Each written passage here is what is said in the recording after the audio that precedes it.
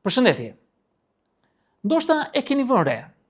Jetoni në një pallat me 10 njerëz, ngjitet çdo ditë në të njëjtin ashensor, dëgjon kollitjen e tyre, zhurmën e televizorit, ndoshta edhe gërritjet e tyre, por ti nuk o di as emrin këtyre fëmijëve të tu. Dhe kjo nuk është rastësi. Kjo është një simptom. Dikur fëmijët ishin pjesë e jetës, sot janë pjesë e sfondit. Si zhurma e trafikut, si sirenat, i dëgjon, por ti nuk përfshihesh. Dhe kjo nuk është se jemi bërë më të këqinj si njerëz. Jemi bërë më të mbrojtur, më të mbyllur, më të lodhur. Sepse sot, përpara se të flasim, truri bën një pyetje shumë të thjeshtë. A ja vlen? Dhe shpesh përgjigjja është jo. Dikur pallati ishte komunitet. Sot pallati është parking vertikal për njerëz. Dikur dilje në shkallë dhe dikush të thoshte si je, dhe nuk ishte ndonjë pyetje formale. I intereson dhe vërtet. Sot thua mirëdita dhe ke frikë mos hap ndonjë bisedë të panevojshme, sepse biseda sot është barr, jo kënaqësi. Po pse ndodhi kjo?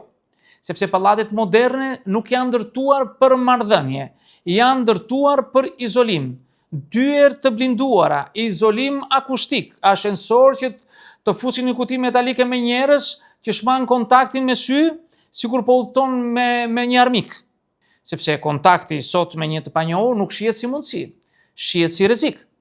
Ne nuk jemi bërë antisocial, jemi bërë emocionalisht të varfër, jemi të shteruar në punë, në stres, në borxhe, në ankth, rrjetet sociale që na thonë çdo ditë se jeta e të tjerëve është më e mirë se jona, dhe kur arrin në shtëpi, shtëpia nuk është më vend për njerëz.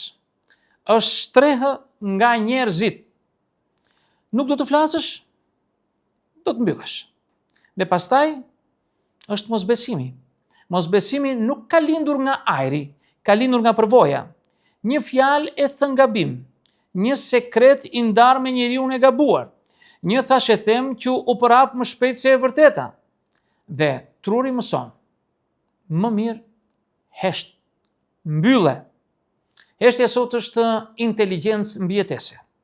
Dikur fqinji ishte burim ndihme, sot fqinji është burim potencial problemi. Parkimi, zhurma, qeni, plerat, ashensori, konfliktet të vogla, por të përhershme. Dhe kur konfliktet janë të pashmangshme, njerëzit zgjedhin strategjinë më të thjeshtë, distancë.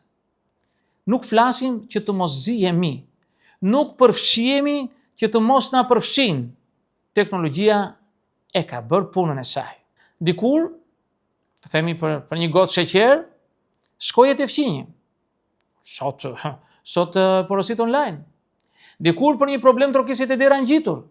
Sot shkruan në grupin e WhatsAppit me njerëz që nuk i ke parë kur. Komuniteti fizik është zëvendësuar nga lidhje virtuale, më të sigurta, më të kontrolluara, më pak të rrezikshme emocionalisht. Dhe fëmijët nuk bashkëpunojnë më, nuk luajnë më bashkë. Fëmijët që luanin poshtë pallatit nuk kanë më. Prindrit flisnin, lindnin marrëdhënie. Sot fëmijët janë në shtëpi me tableta, në aktivitete të strukturuara, në kurse, hapësirat e përbashkëta janë bosh. Dhe pa hapësira nuk ka lidhje. Por le të themi edhe këtë që nuk thuhet shpesh. Shumë njerëz nuk duan fqinjësi, jo sepse janë të këqinj, por sepse kanë mësuar se fqinjësia shpesh vjen me ndërhyrje, me komente, me krahasime, me presion social. Në shtëpinë time nuk bëhet kështu, pse nuk e rrit fëmijën si duhet, gruaja duhet të bëj këtë. Dhe njeriu modern nuk ka më durim për këtë, nuk ka nerva. Ai do kufi, jo familiaritet të detyruar. Heshtja mes fëmijëve nuk është urrëtie. Është marrëveshje e heshtur. Unë nuk futem në jetën tënde, ti nuk futesh në jetën time. Jetojmë gjytur, por jo bashkë. Dhe kjo për shumë njerëz është qetësi. Pyetja nuk është pse nuk po flasim më me fqinjet. Pyetja është, a kemi ende energji për marrëdhënie që nuk i zgjidhin vetë, sepse fqinjët nuk i zgjedh. I merr siç janë, me gjithë dramat, bindjet, problemet e tyre. Dhe njeriu i lodhur zgjedh vetëm marrëdhënie të kontrolluara. Dikur komuniteti ishte domosdoshmëri, sot është opsion. Dikur vetëm nuk mbijetoje, sot mbijeton, por ndihesh bosh. Ironia është këtu. Jemi më të lidhur se kur me internetin dhe më të shkëputur se kur nga jeta reale. Dhe prap, nuk do ta quaja këtë regres. Do ta quaja adaptim urban. Njerëzit nuk janë bërë më të këqinj, janë bërë më të kujdesshëm me energjinë e tyre, sepse sot qetësia është luks, privatësia është pasuri, dhe distanca emocionale është mburoj. Ndoshta fqinësia nuk ka vdekur, ka ndryshuar formë. Ndoshta nuk kemi nevojë të dimë gjithçka për njëri tjetrin. Mjafton respekti, mjafton korrektësia, mjafton të mos bëhemi barë.